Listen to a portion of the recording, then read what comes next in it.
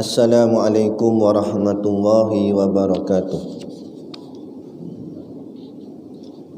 Ila hadrati Sayyidina wa Habibina wa Syafi'ina Muhammadin sallallahu alaihi wasallam wa ila arwahi abaihi wa ikhwanihi minal anbiya'i wal mursalin salawatullahi wa salamuhu alaihi wa alaihim ajma'in wa ala ali kulli wa sahabati wal qarabati wa tabi'in wa tabi'in tabi'in bi ihsanin ila yaumiddin wa ila arwahi walidina wa muallimina wa dhawil huquqi alaina ajma'in wa khususan ila hadrati al-imam hujjatul islam Abu Hamid Muhammad bin Muhammad al-Ghazali rahimahullahu ta'ala. Siril Fatihah. A'udzubillahi minasyaitonir rajim. Bismillahirrahmanirrahim. Alhamdulillahi rabbil alamin. Ar-Rahmanir-Rahim. Maliki yaumiddin. Iyyaka na'budu wa iyyaka nasta'in. Ihdinas siratal mustaqim. Siratal ladzina an'amta 'alaihim ghairil maghdubi 'alaihim waladdallin.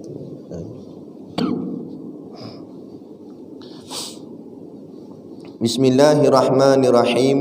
Alhamdulillahilladzi anzala 'ala 'abdihil kitaba wa lam yaj'al lahu iwaja. Asyhadu an la ilaha illallah wahdahu la syarika lah, lahul mulku wa lahul hamdu yuhyi wa yumit wa huwa ala kulli syai'in qadir. Wa asyhadu anna sayyidana Muhammadan abduhu wa rasuluh. Allahumma salli wa sallim wa barik ala sayyidina Muhammad wa ala alihi wa ashabihi wa tabi'ina lahum bi ihsanin ila yaumiddin. Subhanaka la ilma lana illa ma 'allamtana innaka antal alimul hakim. Rabbi shrah li sadri wa yassir li amri wahlul 'uqdatam min lisani yafqahu qawli. Wala haula wala quwwata illa billahil aliyil azim. Amma ba'd. Alhamdulillah, kita sama-sama panjatkan syukur kehadrat-Allah Subhanahu wa taala yang dengan limpah dan kurnianya diizin oleh Allah Subhanahu wa taala pada kita pada malam ini untuk sama-sama kita mempelajari ilmu agama Allah dalam kitab kita ni, iaitu Ayyuhal Walad, yang berkisarkan tentang ilmu tasawuf, sentuhan hati kita. Moga-moga dengan pengajian ini bertambah tawaduk, bertambah ikhlas dan bertambah cantik hati kita. Lebih-lebih lagi berhadapan kita dengan Allah Subhanahu wa taala. Moga-moga dengan hati yang cantik itulah Allah menerimanya dan Allah masukkan kita semua ke dalam syurga-Nya nanti di hari akhirat kelak, insya-Allah. Amin ya rabbal alamin. Yang saya hormati pengarah penjara dan seluruh ahli jawatan kuasa, para pegawai dan yang amat disanjungi para asatizah, alim-alim ulama, tuan-tuan guru, ustaz dan seluruh para pemuda dan seluruh hadirin yang dirahmati Allah sekalian. Baik, jadi kita sambung kitab kita Ayyuhal Walad, wahai anakku yang tercinta, di muka surat yang ke-7. Qala al-muallifu rahimahullahu ta'ala wa nafa'ana wa iyyakum bi ulumihi fid daraini amin ya rabbal alamin. Kata pengarang kitab, dan firman-Nya lagi, a'udzubillahi minasyaitonir rajim, jazaan bima kanu yaksibun. Surah Taubah ayat 82. Maksudnya, balasan yang diberikan kepada mereka itu adalah sebagai balasan bagi amal yang telah mereka lakukan. Ayat ni ringkasnya, jazaan tu maksudnya balasan yang kena pada dia. Makna balasan ni timbal balik. 1 tambah 1 sama dengan 2. Sama dengan tu maknanya timbal balik pada 1 tambah 1, gitu. Jadi jazaan, buat baik dunia ni balasan baik akhirat. Buat jahat dunia ni balasan jahat juga hari akhirat. Dia tak sama macam mahkamah dunia. Mahkamah dunia ramai orang terlepas. Tu yang kat dalam banduan dalam penjara ni kadang-kadang bukan semua jahat. Yang jahat pun ada juga, yang tak jahat pun ada, yang terkena pun ada, kena fitnah ke, kena aniaya ke, kan? Ada juga yang terkena. Dan ada juga yang kat luar tu bukan semuanya baik, masih lagi ada yang jahat. Malah kadang-kadang mungkin ada yang lebih jahat lagi daripada yang dalam penjara, tapi tak kena lagi. Ataupun mungkin sebab dia ada kuasa ke apa sebagainya, kebal dia, tak boleh nak tangkap dia ke apa sebagainya. Tapi itu mahkamah dunia. Mahkamah akhirat tak ada terlepas walau seorang.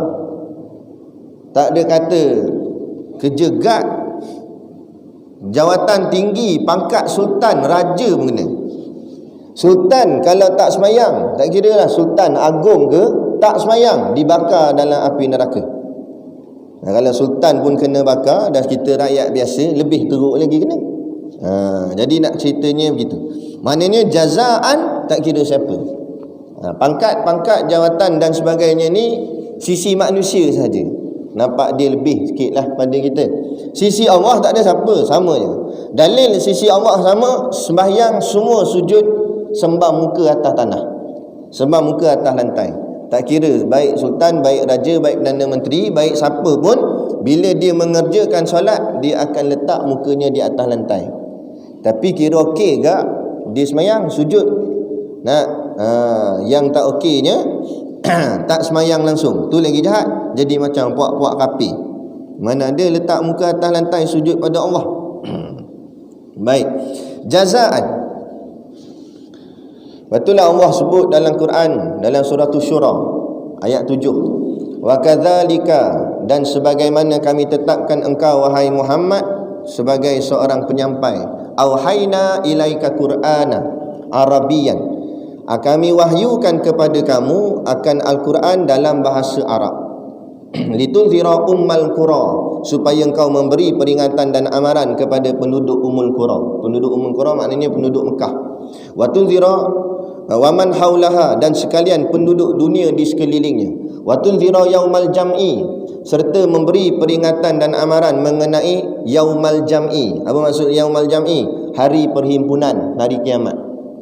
Tugas baginda Nabi SAW menyampaikan kepada umat apa yang benar, apa yang boleh, apa yang tak boleh. Kemudian menyampaikan pula apa yang akan dibalas, apa yang kita akan dapat nanti di hari perhimpunan, hari kiamat, hari akhirat. Hari akhirat ni nama dia banyak.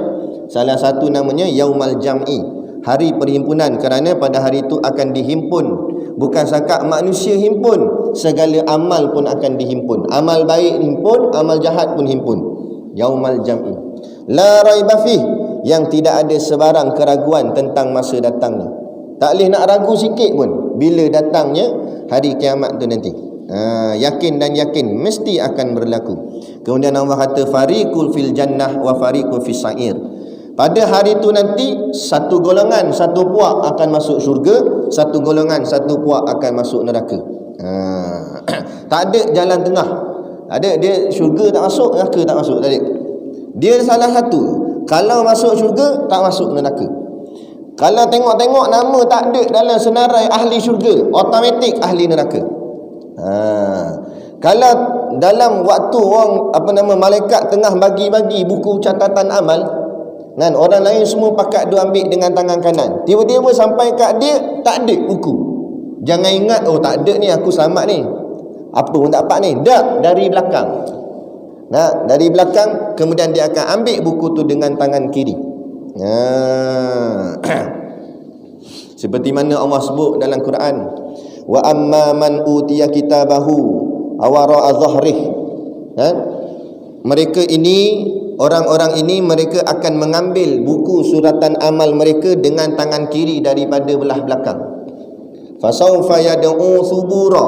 Bila dia dapat buku tu, dia akan menjerit-jerit, meraung-raung, kerana dia tahu apa yang akan jadi kat dia.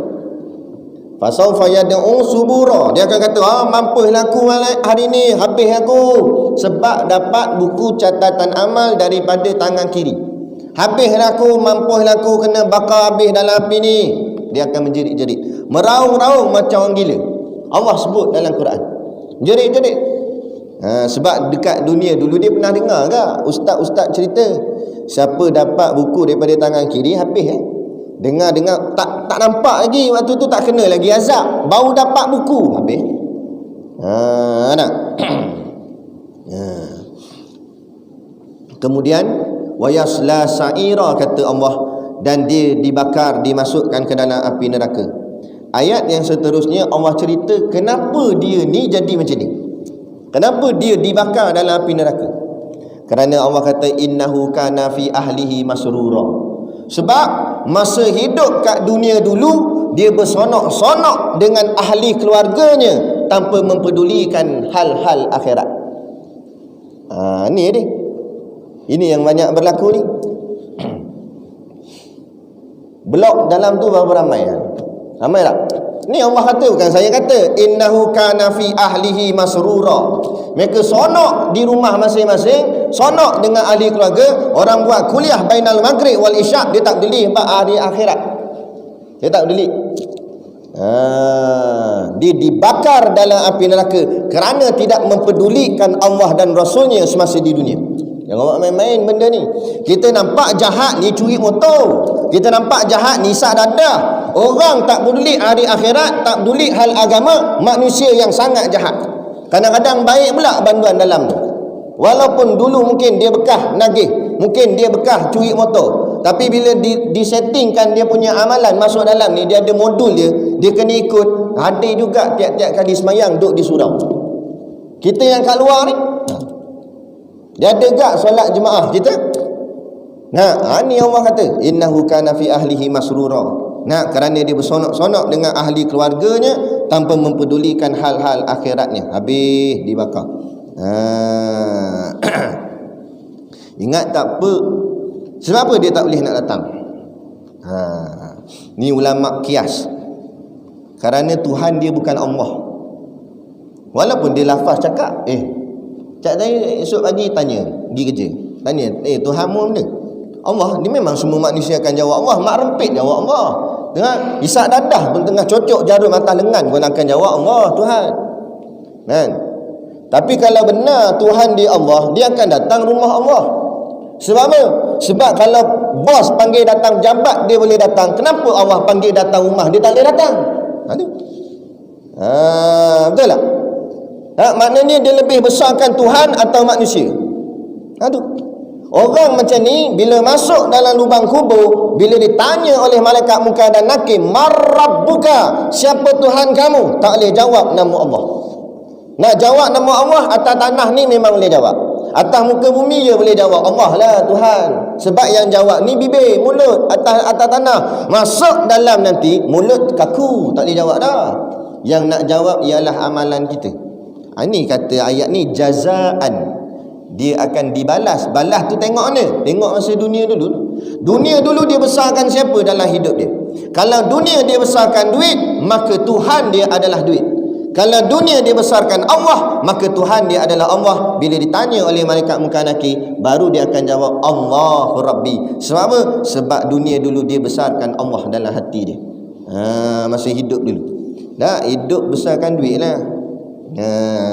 Tu ulama kata, macam mana nak buat orang datang ke rumah Allah, datang masjid? Macam mana nak suruh dia datang masjid? Siapa yang ada dalam hati dia? Dalam hati dia ada duit. Maka nak pancing dia suruh datang masjid, kita kena pancing dengan duit ke? Cuba cakap sekali. Pengarah bagi tahu siapa datang masjid malam ni gaji double bulan ni. Tengok macam mana. Penuh habis. Penjara tempat lain datang tak? Penuh habis ni. Kosong terus blok dalam tu, tak ada siapa tinggal. Bakar habis turun sebab dengar duit dapat double gaji bulan ni. Tu kata. Dan macam mana kita nak didik manusia menjadi baik, sedang yang tukang didik pun tak baik? Betul tak? Kita nak train orang dalam ni, nak perangai tak senonoh dan sebagainya, ada kes jenayah. Yang tukang didik pun tak betul. Macam mana? Sampai bila tak akan selesai? Akhirnya benda ni bukan satu benda pendidikan, bukan satu benda usaha kebaikan, tapi asal atas hasil kerjaya sahaja. Nak cukup bulan ambil gaji balik, cukup bulan ambil gaji balik. jadi pegawai, jadi gitu, jadi gini, tapi tak ada apa-apa hasil. Lepas tu kita tengok penjara makin tambah, tak ada hasil. Patut kita nak makin kurang. Jenayah makin turun, tak, makin naik. Tak payah kata bahagian pegawai penjara. Nak pegawai jawatan lain pun lebih kurang tak kalau tak dididik dengan didikan agama. Kan? Contoh macam polis, bukan semua polis lah. Kan? Kalau polis sendiri pun makan rasuah, macam mana nak tangkap orang yang buat rasuah, dia pun makan rasuah. Mana? Macam itulah. Kan? Jadi payah. Itulah dia. Sebab apa? Sebab tidak ada didikan agama di dalam dia. Tidak ada sentuhan rohani dalam dia. Sebab kita letak agama ni di belakang. Kita letak agama ni sampingan. Agama ni ibaratnya macam ulam-ulam je kalau tengah makan tu. Ada ulam tak apalah, ada bahagian, ada timun, ada sayur jadi. Tak ada pun tak apa, ada pun tak apa. Macam tu lah dia buat Islam. Bukan base, bukan asas Islam ni. Akhirnya tak kisah. Jadi kalaulah kita memang tak kisah Islam ni, macam kita tak peduli Islam ni, maknanya kita tak pedulikan syurga lah. Ada syurga adalah, tak ada lah. Tak apalah kalau begitu. So kalau Allah kata pergi masuk dalam api neraka, jangan marah, jangan pening, jangan komplain, jangan menjerit, jangan meraung. Sebab kita dulu kat dunia pun tak kisah ada Islam ke tak ada, ada syurga ke tak ada. Sebab dunia dulu itulah perbuatan kita. Maka di sini ayat ni walaupun pendek perkataannya, tapi dia nak maknakan bahawa Allah itu maha adil. Jazaan, balasan bagi kamu atas apa yang kamu buat. Dunia kamu buat gitu, akhirat itulah hasil kamu. Jadi jangan salahkan siapa-siapa, diri kita lah. Patut Allah kata jazaan bima kanu yaksibun. Balasan yang diberikan kepada mereka itu adalah sebagai balasan bagi amal yang telah mereka lakukan. Apa amal kita buat dunia, itulah kita dapat akhirat esok. Tak lari sikit pun. Tak apa, kita boleh bagi alasan. Awak tak datang, Allah sakit perut, tak apa. Esok tanya lagi, asal tak datang, Allah sakit kepala. Tak apa, bagi alasan. Tapi Allah lebih tahu. Kita boleh berkona-kona. Dunia ni kona habis boleh kona. Akhirat esok tak ada dah kona. Kan? Habis. Dalam ayat yang lain, fa amma man sakulat mawazinuh, dan ada pun siapa yang berat timbangan amal baiknya, kan, fa huwa fi isyatir radiyah, kata Allah, maka dia akan duduk dalam kehidupan yang bersenang lenang. Senang lenang duduk dalam syurga. Sonok, sebab timbang-timbang catatan amal baik berat. Sonok, bersuka dia dalam tu, kan. Wa amman man khaffat mawazinuh, dan siapa yang ringan catatan baik dia, amalan baik dia tu, timbangan baik dia dalam neraca timbangan, ringan bahagian tu. Bila ringan amal baik, maknanya yang berat apa? Walaupun Allah tak sebut dalam ayat ni, tapi murad dia, maksud mafhum dia tu, bila baik tu ringan, yang berat tu jahat. Timbangan dosa yang berat. Bila timbangan yang berat tu adalah dosa, fa ummuhu hawiyah, kata Allah, maka dia akan dimasukkan ke dalam hawiyah. Apa makna hawiyah? Hawiyah ialah nama salah satu daripada nama neraka. Duduk di dalam neraka. Kan? Kata Nabi dalam sabdaan dia, narukum juz'un min sab'ina juz'an min nari jahannam. Api kalian di dunia ni adalah satu bahagian daripada 70 bahagian api neraka Jahannam. Lepas tu sambungan hadis tu, sahabat tanya, ya Rasulullah, satu bahagian tu pun kami tak tahan dah kalau kena. Satu, maknanya api dunia ni pun kalau terbakar ke kami ni, mati ya, sakit dah. Nabi kata, ya, ditambah 69 lagi.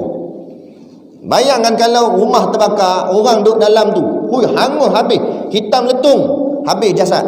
Itu baru satu juzuk. Bayang 69 kali ganda daripada api tu. Dibayangkan dalam hadis Nabi sebut. Bayangkanlah macam mana agaknya nak dibakar di dalam api neraka. Azab yang paling ringan, dipakaikan sepatu ataupun diletakkan batu sebesar ibu jari di bawah tapak kakinya, nescaya menggelegak akan kepala otaknya. Allahu Akbar. Tu. Jadi kita beringat Dunia ya kita lepas, dunia ya kita boleh wayang, dunia kita boleh lakon, dunia kita boleh nampak diri kita baik pada orang lain, tapi Allah lebih tahu. Esok akhirat tak ada, penjara tapah tak ada dah dalam akhirat, penjara Sungai Buloh tak ada dalam akhirat, ISA tak ada dalam akhirat. Dalam akhirat mahkamah Allah, penjara Allah, neraka Allah. Tak kira mu nama siapa, mu jawatan apa, mu pangkat apa, Allah buka habis suratan amal. Apa saja yang dibuat akan diazab. Nak sekiranya perkara yang dibuat itu adalah salah. Tapi kalau buka suratan amal, baik belaka, alhamdulillah. Jadi dunia kan. Takut bukan kita doa, takut nanti di padang mahsyar kita kenal banduan dalam ni. Tengok banduan tu ahli syurga, kita yang duduk luar ni jadi ahli neraka. Na'udzubillah min zalik. Ada. Tak apa dia siksa dunia kena kurung. Nak kurung saja tak kena bakar. Duduk dalam tu mana dia kena bakar? Makan ada, minum ada, tidur boleh. Betul tak? Tapi masuk dalam neraka Allah bukan sakat kurung, kena bakar. Makan tak ada, makan buah zakum, buah cocok paku, nak tajam-tajam buah. Minum air tembaga yang menggelegak. Bayang, sini minum air kosong, gi air sejuk kan.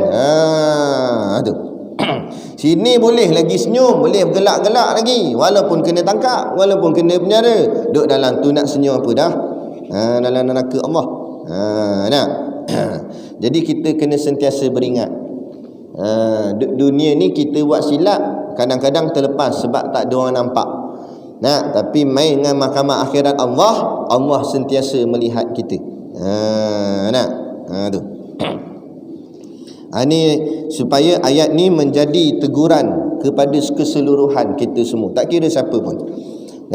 Dan firman-Nya lagi, innal ladzina amanu wa amilus solihati kanat lahum jannatul firdausi nuzula khalidina fiha la yabghuna anha hiwala. Suratul Kahfi ayat 107 hingga 108. Maksudnya, inna sesungguhnya, alladzina orang-orang yang amanu beriman, sesungguhnya orang-orang yang beriman, wa amilu dan beramal, as-solihat yang beramal soleh. Soleh maknanya baik, beramal yang baik. Kanat adalah lahum bagi mereka itu jannatul firdaus, syurga yang bernama jannatul firdaus. Itu sebagai nuzula, tempat tinggal mereka. Nuzula maknanya tempat tinggal mereka. Khalidina fiha, mereka kekal di dalamnya. La yabghuna anha hiwala, dan mereka sudah tidak mahu lagi mencari tempat yang lain daripadanya sebagai gantinya. Ni dalam suratul Kahfi Allah sebut. Sesungguhnya orang yang beriman dan beramal soleh adalah syurga jannatul firdaus baginya. Jadi di sini ayat ni disebut sebagai ayat bersyarat. Ayat bersyarat. Allah sebutkan dulu golongannya, kemudian Allah sebutkan balasannya. Maknanya di sini untuk mendapat balasan itu syaratnya begini-begini. Maksud dia begitu. Jadi ayat ni Allah sebut syurga jannatul firdaus sebagai tempat tinggal mereka. Siapa mereka tu? Ayat tu sebelum dia, perkataan tu sebelum dia, iaitulah orang-orang yang beriman dan beramal soleh. Maka iman dan amal soleh tu jadi syarat untuk beroleh syurga firdaus. Untuk nak boleh masuk syurga firdaus, bukan syarat mesti jadi pegawai kerajaan, bukan syarat mesti orang kaya. Tak, syarat dia iman, amal soleh. Salah satu saja tak boleh. Sebab ni ayat Quran, nas qat'i, tak boleh tolak. Kalau kata-kata ulama dia boleh jadi pendapat saja, tapi ni ayat Quran, dalil yang sangat kuat. Jadi Allah kata syarat dia mesti orang beriman. Katalah dia orang beriman dah, tapi amal soleh tak ada, tak boleh tak? Mungkin masuk juga tapi lambat.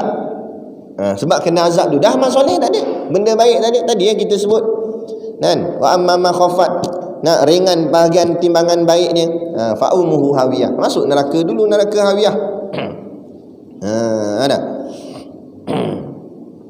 Walaupun di sana kita dengar ayat-ayat Allah kata Allah akan ampun dosa, syafaat Nabi, betul. Tapi jangan kita orang cakap apa, bermudah-mudah, kan? Macam orang bawa bekal sikit, dia nak pergi Kuala Lumpur, tapi dalam wallet ada RM2 je, kad bank pun tak bawa, RM2 tu je. Nah, lepas tu kawan kata, siapa kamu ni bawa RM2 je, nak pergi jauh ni sampai Kuala Lumpur. Dia kata tak apa, kat sana lagi saudara mara ramai, kawan-kawan pun ada. Betul lah, mau bersenang-senang. Memanglah logiknya begitu. Sana ada saudara, ada kawan-kawan. Tapi kalau time terdesak waktu tu, kawan tiba-tiba tak ada, saudara tak ada, macam cukup RM2. Aduh.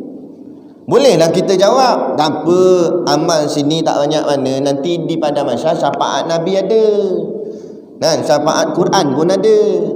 Nah, tak apa, mati esok, nah, anak beranak buat tahlil, bagi hadiah pahala, tak apa. Memang betul logik tu ada. Tapi kalau tiba-tiba tak ada, ataupun depa buat tahlil, tapi Allah sekat, Allah gantungkan tahlil tu, tak sampai ke kita, macam betul lah ada syafaat Nabi, tiba-tiba jumpa Nabi, Nabi tak nak bagi syafaat, macam kita yakin sangat kita boleh dapat. Aduh. Jadi jangan kita, yang tadi tu ayat-ayat untuk kalau kita dah buat amal ni sungguh-sungguh, kemudian kita serahlah pada Allah, barulah ada harapan pada tawakal, barulah harapan ada tahlil. Ni dah amal dalam malah, betul nak harap tahlil, betul nak harap tawakal, nak harap apa syafaat, mana nak dapatnya? Nah, kita dulu kena usaha. Kita bawa daripada sini, bawa dulu 200 sampai KL, tengok-tengok 200 tu tak cukup, barulah ada harapan, keluarga ada, saudara mara ada, kawan-kawan ada, baru kena harapan. Ini tak daripada awal tak prepare apa, lepas tu nak harap orang kat sana tolong, macam mana, kan? Gitulah juga. Jadi tak boleh juga hanya beriman tapi tidak beramal soleh. Jadi yang nak kena ada ni, syarat dia, yang pertama orang yang beriman, yang kedua beramal soleh. Beramal soleh tapi tak beriman, tak boleh tak? Amal soleh macam mana? Baik lah, dia baik, bagus, tolong orang, senyum kat orang, habis nampak orang susah sikit, buat bantuan tu. Tengok artis-artis di Amerika buat apa nama, sumbangan, nak tolong orang tua-tua, kan? Dia duit banyak, buat rumah untuk kucing, untuk anjing terbiar dan sebagainya. Memanglah dia buat kebaikan, tapi dia masuk tak dalam syurga? Tak masuk. Biar baik macam mana pun. Lepas tu kita jangan terpedaya dengan dakyah-dakyah daripada barat yang mengatakan bahawa orang kafir yang jujur lebih baik daripada orang Islam yang jahat. Dah. Macam mana pun keadaan, orang Islam tetap menang. Nah, kalau dibandingkan orang kafir yang jujur dengan orang Islam yang jujur, maka jawapannya orang jujur yang Islam tetap menang. Kalau banding dua-dua jahat, orang kafir yang jahat dengan orang Islam yang jahat, mana tetap akan jadi baik? Orang Islam yang jahat akan lebih baik daripada orang kafir yang jahat. Macam kita duduk dalam ni, kan? Dalam banduan ni ada macam-macam agama lah sebagai contoh. Ada yang kafir, ada yang Islam. Tapi kalau ikut jenayah, sama-sama jahat, sama-sama berat hukuman ni. Nah, tetap dalam hati kita sebagai seorang Islam, kita kena kata yang Islam tu lebih baik daripada yang kafir tu. Sebab apa? Sebab dunianya sama, perbuatan jahatnya sama, tapi bezanya satu benda. Apa dia? Akidahnya. Yang ni akidahnya bertuhankan Allah dan bernabikan Muhammad. Yang ni tidak ada nama Allah, tak ada nama Muhammad langsung. Jadi dia lebih 1-0, maka dia lebih baik. Walaupun memang dia jahat, perbuatan dia jahat, kan? Bukan kita kata dia memang baik. Tak, dari segi akidah dia lebih baik. Perbuatan memanglah dia salah, kan? Merompak dan sebagainya apa ke. Tapi dia begitu. Kita kena pegang Islam sentiasa menang, Islam sentiasa baik. Al-Islamu ya'lu wa la yu'la alaih. Ya. Islam hanya sentiasa di atas dan tidak ada siapa yang boleh nak memotong atau tak payah kata nak potong. Sama dengan Islam pun tak ada.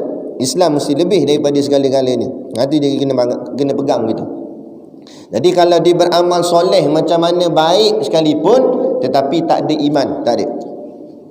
Akan duduk dalam neraka selama-lamanya. Jadi nak boleh masuk syurga, dua syarat. Orang yang beriman, amanu. Yang kedua, wa amilus solihat, orang yang mengerjakan amal-amal yang soleh. Lepas tu dia ada 3 term perkataan. Selalu kita dengar sebut soleh. Yang kedua alim. Yang ketiga warak.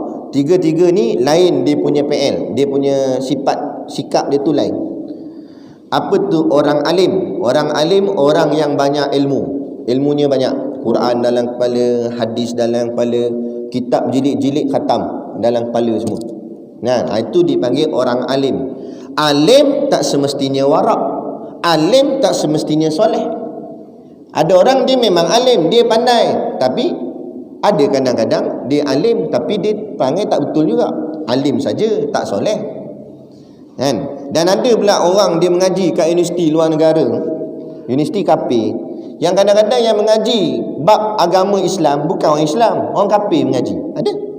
Jurusan Islam, bidang-bidang pengajian tu bidang pengajian Islam, tapi yang masuk mengaji dalam tu orientalis barat.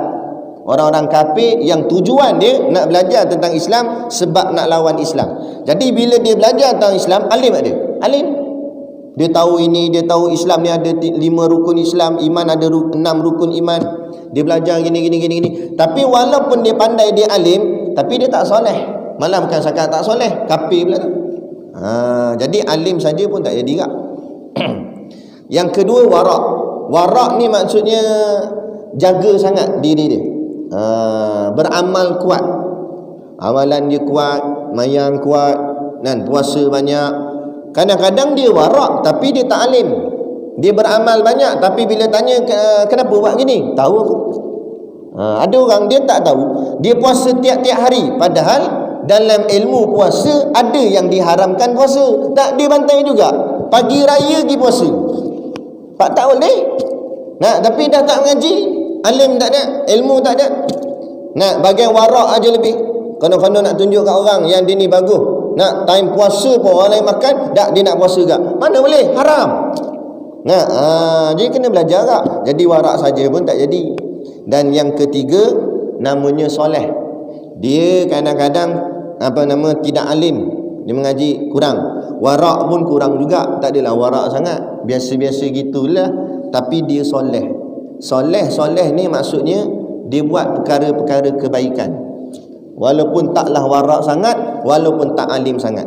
Jadi dalam ayat ni kata wa amilus solihat, maknanya kamu beramal dengan amalan yang soleh pun dah boleh menjadi syarat untuk kamu masuk syurga. Amal soleh maknanya diletakkan pada tahap yang rendah. Bukan suruh Allah, bukan Allah kata wa amilu, bukan Allah kata orang ni nak syarat masuk syurga kena orang beriman dan orang alim. Macam tu nanya. Siapa tak jadi ustaz, tak jadi tok guru, tak boleh masuk syurga. Allah tak letak syarat kata orang beriman dan warak. Kalau macam tu payah kita. Nak kena puasa sunat banyak baru boleh masuk syurga. Tak. Allah kata amanu wa amilus solihat, orang yang beriman dan juga orang yang buat kerja-kerja baik, amal soleh. Dan dalam riwayat yang lain Nabi kata, saksikanlah orang yang berulang alik ke rumah Allah, masjid, dikira sebagai orang yang soleh. Orang yang pergi balik masjid, maka orang tu dipanggil sebagai orang soleh. Walaupun kitab dia tak pandai, ilmu kurang, warak tak adalah, tapi dia gitulah, bila Allah panggil datang masjid, dia datang masjid mayang. Sebab apa dia boleh datang masjid? Sebab bila bos panggil dia boleh datang. Takkan Tuhan panggil dia tak boleh datang. Dia akan rasa bersalah dalam hati. Bos aku panggil datang masuk kerja, aku boleh datang. Allah yang bagi aku nyawa, bagi aku nafas, so panggil datang rumah dia, aku tak datang. Kau hajarnya aku. Tu mau tersedar diri ni tak. Ada. Jadi kalaulah ada di antara kita giabak ke kawan-kawan, kalau ada di antara kita pengarah penjara panggil datang jabat, dia boleh datang. Allah panggil datang jabat, dia tak boleh datang. Maka nanti ditanya dalam kubur, bila malaikat tanya marah buka, dia akan jawab pengarah penjara Rabbi. Pengarah penjara lah Tuhanku. Sebab makna Tuhan ni sanggup buat apa saja untuk dia. Itu Tuhan. Bila kita mengaku Allah sebagai Tuhan kita, sanggup buat apa saja untuk Allah, tu baru Tuhan. Ni sanggup buat apa saja untuk pangkat Tuhan. Sanggup buat apa saja untuk duit jadi Tuhan. Habis rosak kan. Jahat perangai tak apa, jangan jahat akidah. Bukan tak apa maksudnya kita reda, tak reda juga.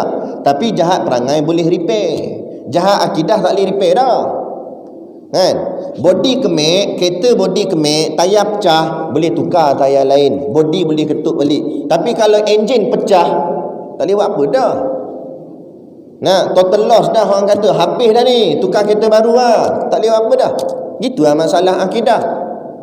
Kan? Kadang-kadang orang yang dalam penjara banduan dan sebagainya, boleh jadi dia kemek. Tapi akidah tak sesat, boleh jadilah. Kan? Dia masuk dalam ni sebab kesalahan perbuatan dia. Tapi akidah dia betul lagi, lurus lagi. Tak apa, dia selamat. Walaupun dia azab di dunia ni dengan cara begini, dengan hukuman dan sebagainya. Tapi akhirat insya-Allah dia lepas. Tapi kita yang tak di bahagian luar ni, walaupun diri kita tak kemek, body tak kemek, tapi dalam rosak dah. Bila dalam rosak, mati masuk dalam neraka. Jadi yang nak dalam tu kena elok. Tak kira siapa, orang di luar penjara atau dalam penjara, tak kira siapa. Dalam mesti cantik elok. Kan? Sebab yang dalam itulah nak bawa bertemu dengan Allah. Kan? Yauma la yanfa'u malu wala banun illa man atallaha biqalbin salim. Pada hari yang tak ada guna harta benda dan anak pinak. Kenapa Allah sebut harta benda dengan anak pinak? Mu nak gah dengan harta benda mu, pangkat banyak mana, tak ada guna. Nak gah dengan anak pinak, nak mengaku depan Allah, Allah, saya ni dulu anak keturunan ulama, tak peduli dah. Saya anak keturunan Nabi, tak peduli dah. Yaumala yanfa'u malu wala banun. Aku tak peduli dah dengan harta kamu, aku tak peduli dengan siapa anak pinak kamu. Semua tak boleh tolong kamu. Harta kamu tak boleh tolong kamu, anak pinak kamu tak boleh tolong kamu. Kita atas dunia, keluarga boleh tolongi, bagi buat jaminan. Boleh tebus lagi mahkamah. Ayah boleh bela lagi. Saudara boleh bela lagi. Dia ni ada kena-mengena sikit dengan sultan, kata contoh, dapat pengampunan sultan, boleh lagi. Sebab dunia, akhirat tak ada. Allah tak peduli mu anak siapa, Allah tak peduli mu harta banyak mana, pangkat apa pun Allah tak peduli. Illa man atallaha biqalbin salim, kata Allah, melainkan orang yang datang bertemu dengan aku dalam keadaan hatinya sejahtera, hati dia baik, hati dia elok. Hati duduk mana? Duduk dalam tu elok, luar Allah tak tengok dah. Kan? Tu tak kira siapalah, tak payah kata ni ulama, kalau tak betul pun hati dia, neraka tak? Tok guru tak betul hati dia, neraka tak? Tak kira siapa. Jadi inilah sebab tu tasawuf ni dia menyentuh bahagian dalaman, tu panggil tasawuf, tu panggil ilmu tasawuf. Dia tazkiyatun nafs, mencuci hati yang dalam ni. Sebab hati ni ibarat raja yang kita boleh buat perkara salah, tangan kita ambil barang orang, mata kita tengok maksiat, kaki kita berjalan ke tempat yang salah. Punca siapa bagi arahan? Hati bagi arahan. Kalau hati tak bagi arahan, tangan takkan buat, kaki takkan buat, mata takkan buat, telinga takkan buat, seluruh anggota badan ni takkan buat, melainkan arahan datang daripada hati. Contoh, kita nak boleh datang masjid ni, kaki kita jalan sendiri ke masjid? Hati kita kata nak tengok TV, tiba kaki gerak sendiri. Itu bengong namanya. Nampak tak ada? Bila hati yang teringin nak ke masjid, baru hati arah kaki pergi masjid. Maya maghrib dengan isyak ni malam ni ada kuliah, baru pergi. Sebab hati. Tapi kalau hati tak betul dah, lain habis jadi tak betul. Sebab tu hati tu sangat penting. Sebab tu bahasa Melayu kita pun sebut berhati-hati. Ulama dulu yang letak perkataan tu, berhati-hati, maksudnya suruh jaga hati.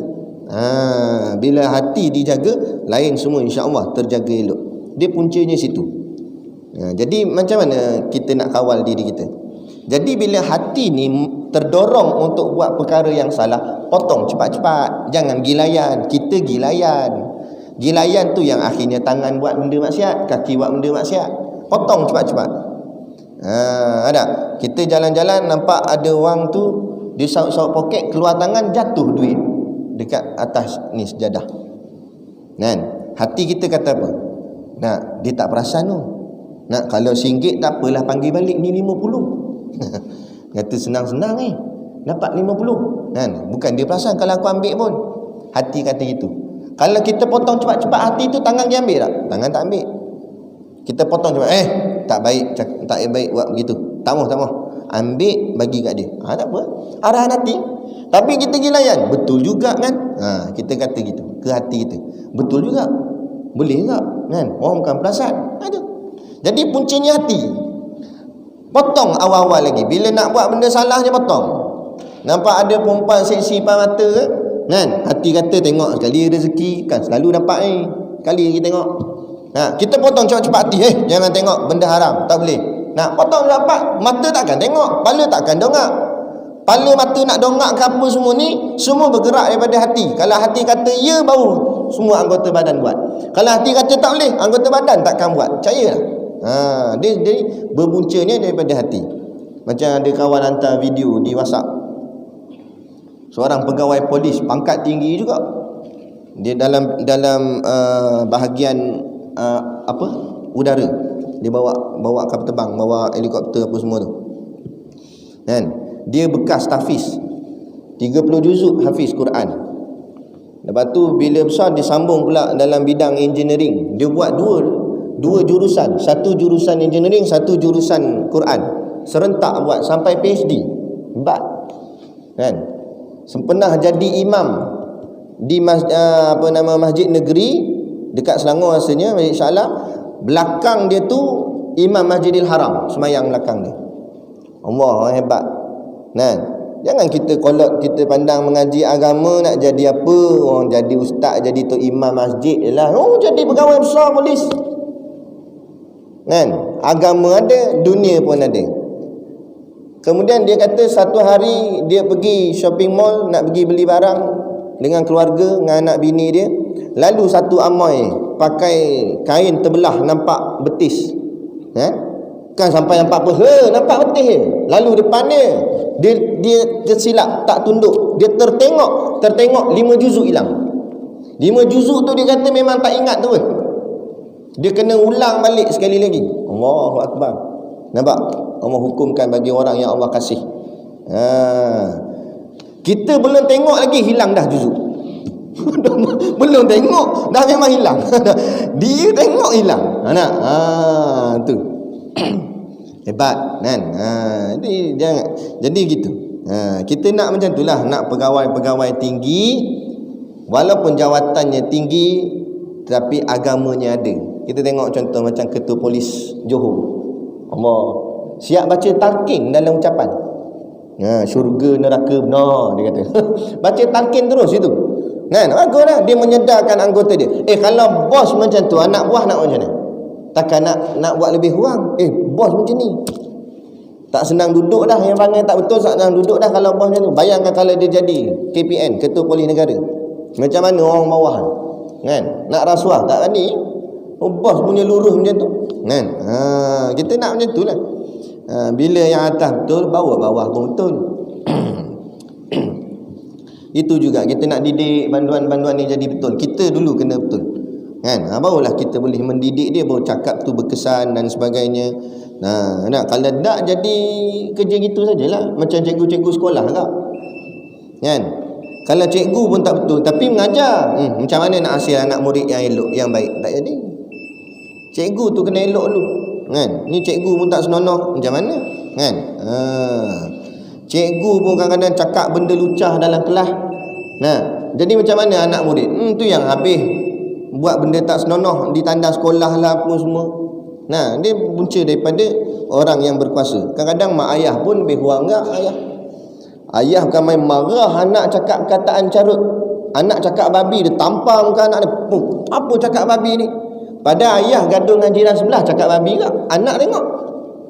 Betul tak? Babi kau ni. Anak tengok. Ayah cakap boleh. Datang anak tampar muka ayah. Apa cakap babi ni? Nampak?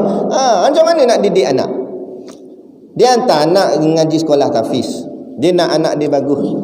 semayang. Dia tak semayang.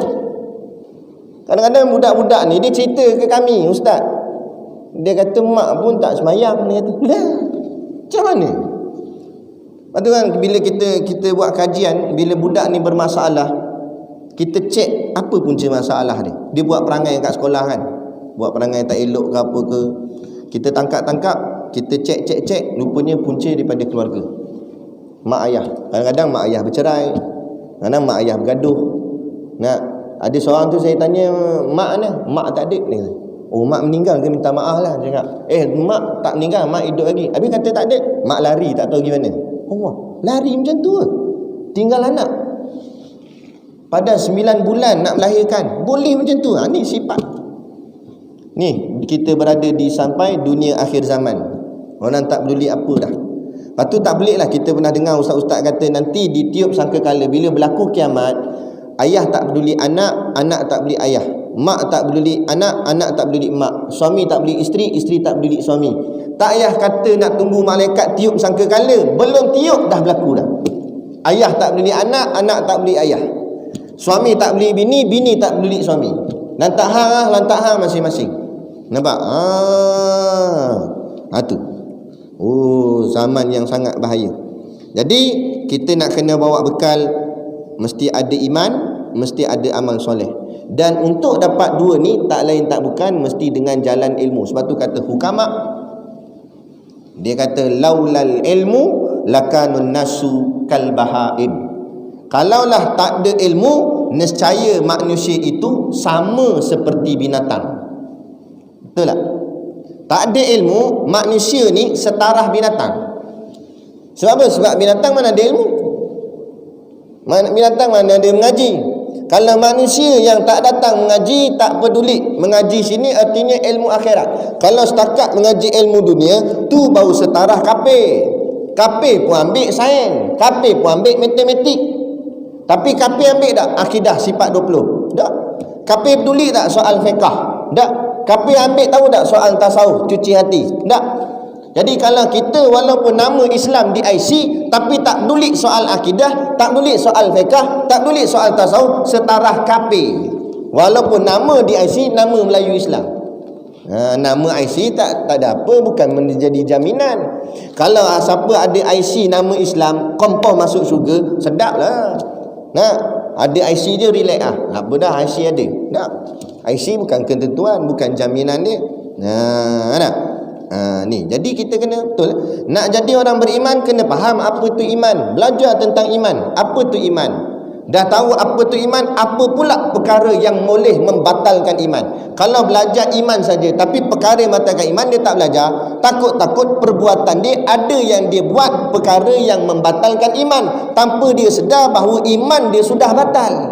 Ni banyak berlaku. Dia tak tahu apa benda perkara yang membatalkan iman. Antara perkara yang membatalkan iman, menurunkan taraf wajib pada sunat. Semayang fardu wajib, dia kata sunat, jadi kafir. Bukan benda-benda main-main tu. Nak jadi kafir ni bukan mesti pakai rantai salib. Nak jadi kafir bukan buh 3 helai atas dahi. Cukup merendahkan hukum Allah jadi kafir. Tak boleh. Mayang fardu, mayang isya, mayang isya lah bukan wajib pun. Cakap itu kafir terus. Lala tu juga. Kalau mati jangan tanam kubur orang Islam, tanam di jedak Cina. Sebab apa? Merendahkan hukum Allah. Dia tak tahu. Ada seorang tu kita kata, semayanglah. Tak semayang ni kena bakar dalam api neraka nanti. Alah, api pun aku simbah air padam lah. Cakap gitu jadi kafir. Memperlekeh-lekehkan hukum Allah, memperlekeh-lekehkan azab Allah. Tak boleh. Walaupun dengan nada gurau. Gurau tak gurau. Benda ni tak boleh gurau. Benda akidah tak boleh gurau. Nak gurau benda lain. Kan? Nak gurau, kita kata pasukan bola Penjara Tapah FC lawan dengan MU kena teruk. 8-0 kena MU. Itu tak apa orang kata. Ya kedak ni yang bohong aku ni. Apalah dah aku bohong. Itu tak apa gurau. Sebab itu hal dunia. Tak apa nak gurau begitu.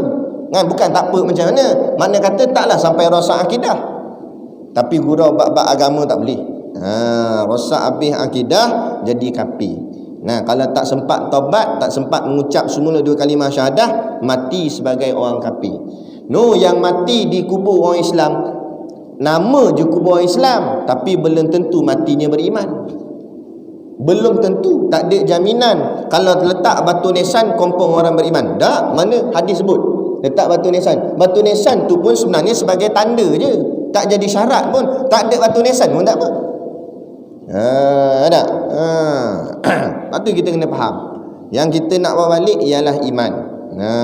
Jadi nak boleh ke iman tu kena belajarlah apa tu iman, apa perkara yang membatalkan iman, apa perkara yang boleh meningkatkan iman, dan apa perkara yang boleh menurunkan iman, supaya kita boleh kawal atau jaga iman kita. Ada. Kemudian wa amilus solihat, dan belajar tentang apa tu amal-amal soleh. Apa yang dimaksudkan dengan soleh, apa dia perkara yang amal soleh, apa yang boleh, apa yang tak boleh, apa yang salah, apa yang tak salah, kena tahu. Kan? Undang-undang dunia hafal sangat. Ada. Tapi undang-undang akhirat buat lebih kurang. Tak boleh lah begitu. Dan firmannya lagi last, illa man taba wa amana wa amila amalan solihah, suratul Furqan ayat 70. Maksudnya illa, kecuali, man taba artinya tidak masuk neraka. Illa tu kecuali tu tak masuk neraka. Man taba, orang yang bertaubat. Tadi kita bagi ancaman kan, kita sebut macam ni dosa, macam ni dosa, macam ni dosa, kita pun dengar takut juga kan. Kemudian ayat ni bahagian ayat nak meredakan ketakutan kita, supaya jangan terlampau takut sangat pula, sampai lagi gelisah sampai tak boleh tidur malam pula. Jadi Allah kata illa, melainkan orang yang dikecualikan daripada masuk neraka. Siapa dia? Man taba, orang yang bertaubat. Taba ni asal makna dia balik. Taba tu balik. Nak taba yatubu taubatan. Itulah asal perkataan taubat. Taubat tu perkataan dia ambil daripada perkataan taba. Taba tu maknanya pulang, balik semula. Jadi maknanya kita tersasar, tersalah jalan, dah terkona ke lain, patah balik. Begitu lumrah hidup kita. Biasalah, nak lurus saja pun kadang-kadang tak jadi kak. Tu yang banyak aksiden, bukan jalan dalam kadang-kadang. Yang banyak aksiden highway, pada highway jalan bengkok-bengkok ke lurus? Lurus, dalam lurus boleh aksiden. Sebab apa? Sebab kadang-kadang tersasar. Itu kehidupan dunia. Nak cerita kehidupan akhirat. Dalam kita duk buat benda baik, kadang-kadang tersilap juga. Tak apalah, nak macam mana, fitrah.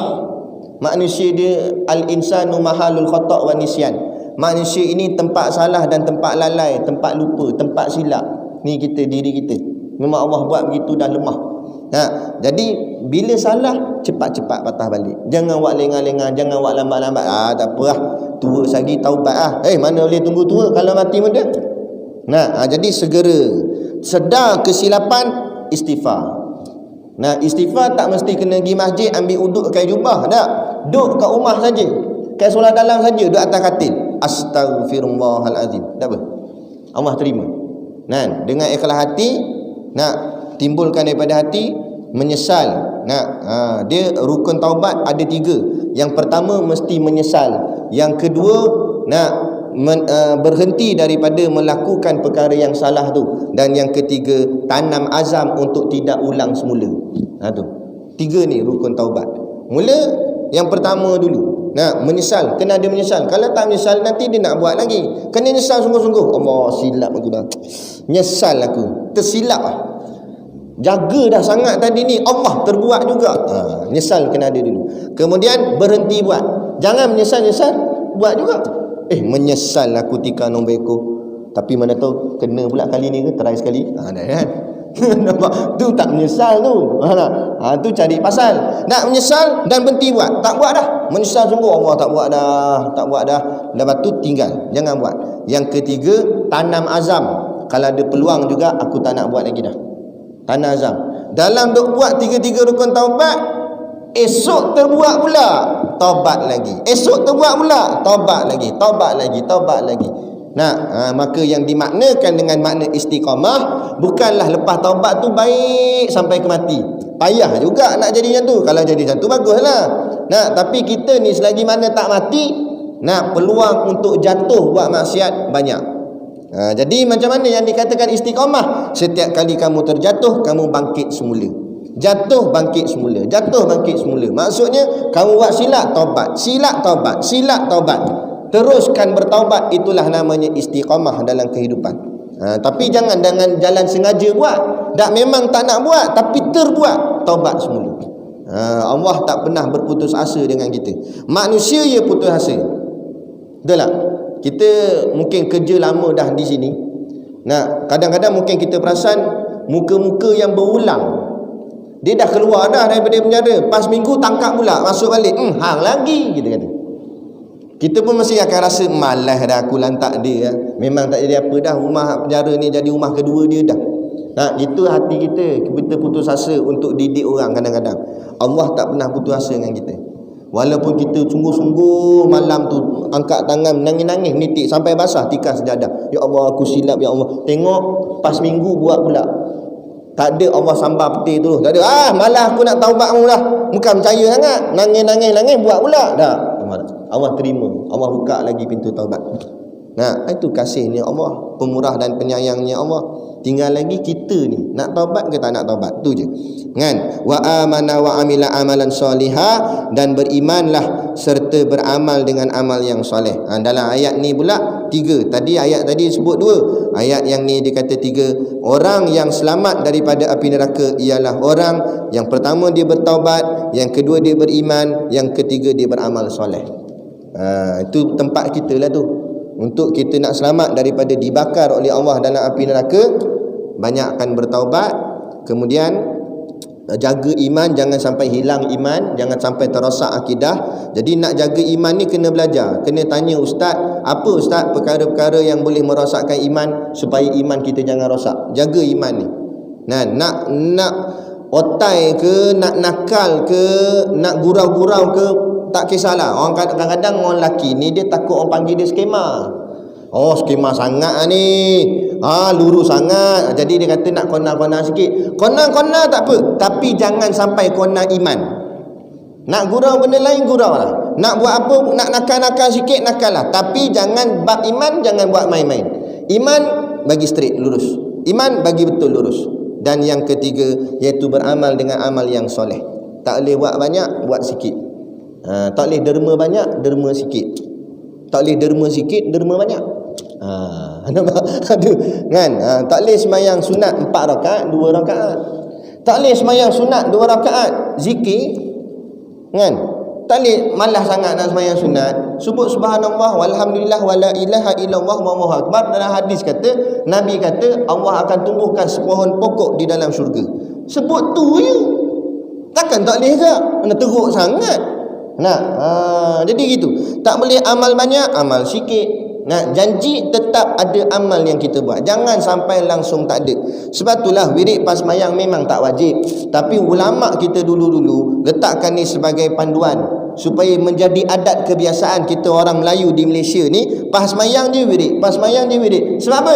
Supaya mati esok ada amalan kita bawa. Kalau benda ni kita tak jaga, amalan ni memanglah tak wajib, tapi kita buat-buat relax, buat-buat tinggal gitu. Pas mayang belah, pas mayang belah. Agak-agak apa amalan nak bawa temu Allah? Kan? Ni kurang-kurang ada amalan subhanallah subhanallah subhanallah 33 kali, alhamdulillah, Allahu akbar. Kan? Ada la ilaha illallah ni sikit. Jadilah walaupun tak banyak macam ulama-ulama, tapi ada juga amalan yang kita bawa balik. Maka bila ada 3 ni, insya-Allah termasuk dalam ayat ni orang yang dikecualikan oleh Allah SWT daripada dibakar dalam api neraka. Jadi moga-moga kita yang hadir pada malam ni dan juga sahabat-sahabat kita yang belum hadir, kita semua diselamatkan oleh Allah daripada api neraka, insya-Allah. Jadi cukup sekadar tu dulu pada malam ni. Dan macam biasalah di depan sana ada sedikit produk perniagaan untuk menampung sekolah pondok dan juga tahfiz kami. Dipakat-pakatlah membeli sambil menderma. Jadi sekadar tu, wabillahi taufik wal hidayah. Wassalamualaikum warahmatullahi wabarakatuh. A'udzu billahi minasyaitonir rajim. Bismillahirrahmanirrahim. Alhamdulillahi rabbil alamin wassalatu wassalamu ala asyrafil anbiya'i wal mursalin sayyidina Muhammad wa ala alihi washabihi ajmain. Allahumma taqabbal minna salatana wa du'aana innaka antas samiul alim wa tub alaina innaka antat tawwabur rahim. Allahumma ij'al dinana dinan nabi Muhammadin sallallahu alaihi wasallam wa islamana islamal muslimin wa imanana imanal mu'minin wa salatana salatal khashiin wa a'malana a'malas solihin wa niyatana niyatal mukhlisin wa dhunubana ya Allah dhunubal mustaghfirin wa hayatana hayatal ulama wa mautana bi mautis syuhada wa adkhilnal jannata ma'al anbiya'i alaihimus salatu wassalam. Rabbana atina fid dunya hasanah wa fil akhirati hasanah wa qina adzaban nar wa qina adzaban nar wa qina adzaban nar. Wa sallallahu ala khairi khalqihi Sayyidina Muhammad wa ala alihi wa sahbihi wa sallam. Subhana rabbika rabbil izzati amma yasifun. Wassalamun ala mursalin walhamdulillahi rabbil alamin. Amin ya rabbal alamin. Taqabbalallahu minna wa minkum. Takbir.